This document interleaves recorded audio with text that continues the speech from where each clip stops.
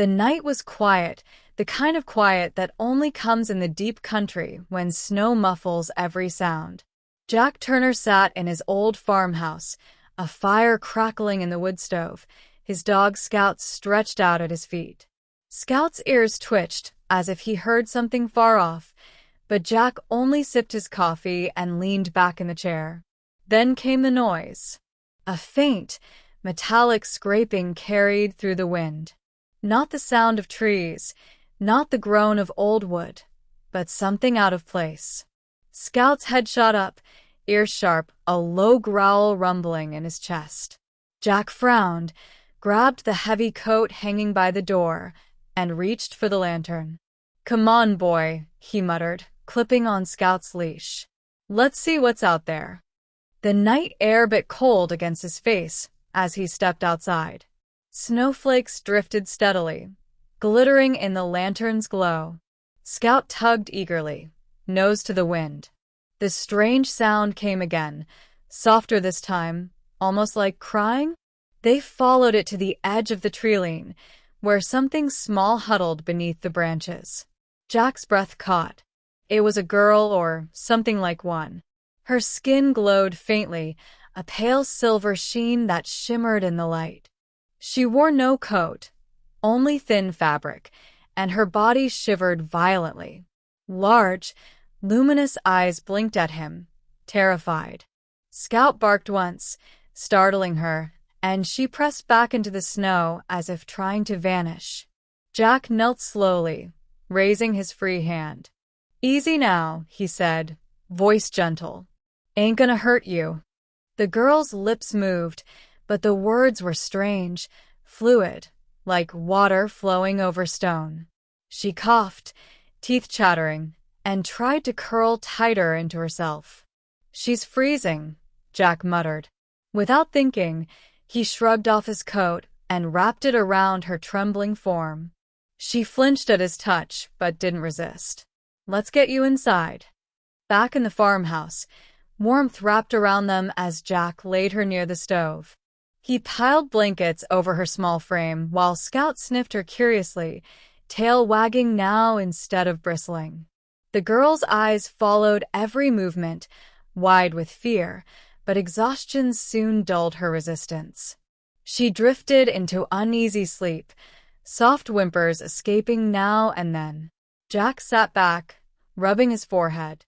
"What in God's name are you?" he murmured. But whatever she was just a child. A freezing, frightened child. That was enough for now. The following morning, Jack woke to the sound of Scout's happy yipping. He found the girl awake, sitting cross-legged on the rug, letting Scout nudge her hand with his nose. For the first time, her lips curved into something like a smile.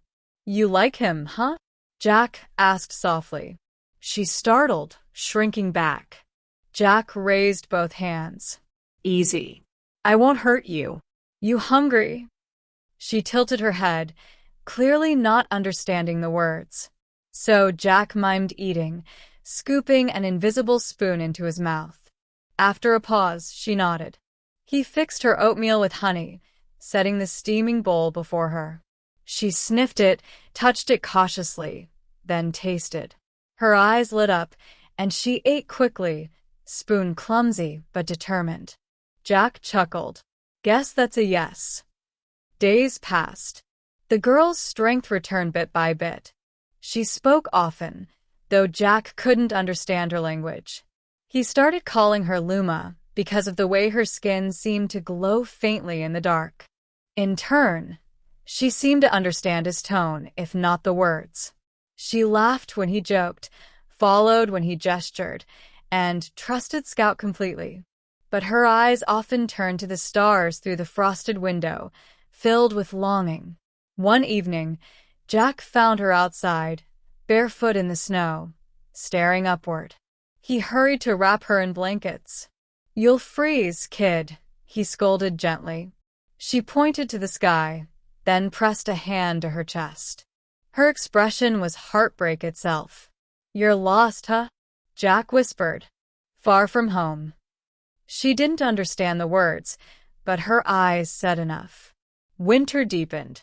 Jack taught her small things: how to stack wood, how to warm her hands by the stove, how to whistle for Scout.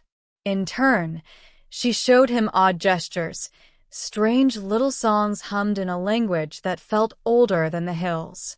But as much as warmth grew between them, Jack knew it couldn't last. She wasn't from here. The truth arrived one night in a blaze of light. A ship, sleek, silver, alien, descended silently into the clearing beyond the trees. Luma froze when she saw it, tears springing to her eyes. She ran to Jack, clutching his hand desperately. Figures emerged from the craft, tall and robed, their eyes glowing faint like hers. They spoke in her tongue, voices urgent. "Your people?" Jack guessed softly. She nodded, trembling, torn between relief and fear. One of the beings approached Jack, bowing slightly.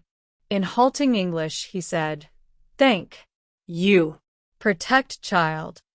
Jack swallowed hard, kneeling to meet Luma's gaze. "Guess it's time, kiddo."